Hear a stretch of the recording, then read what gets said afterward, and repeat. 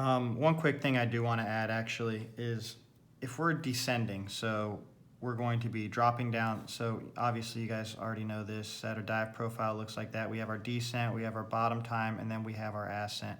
Well, this right here that we figured out, that's going to be their consumption during this time on bottom right here. When you're descending, so from basically from here to over here, something is going to change. We're going to take the average depth of where you're at. So what you do is you take the depth that you're going to, 60, minus the depth that you're at, which is going to be 0, and you divide that by 2 to give you 30. So you take that 30 and you put it in here where this 60 was, okay?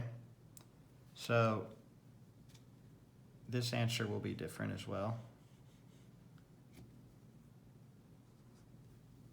All right, and then you could work that number across, and what we're going to see is that 30 plus 33 is equal to, divided by 33 times 1.4 gives us right about 2.67. All right, and that's going to be, so first we did this. We just did this portion right now, and now we're going to be doing this portion right here, the ascent phase. Now, barring that we don't have any decompression stops, the only thing that changes from your descent to your ascent is this, the RMV changes. So on ascent, your new RMV is going to be less. It's going to be 0.75.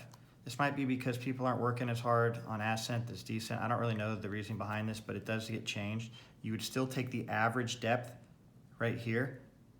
So you would do, it would end up being 30 feet as well. And you would run these numbers across once again.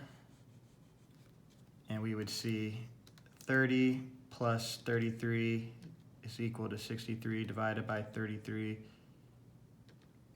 times 0.75 is equal to 1.43 standard cubic feet a minute is what he's running through on ascent.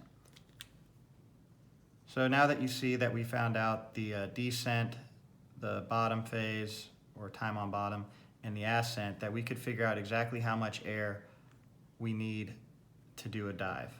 All right.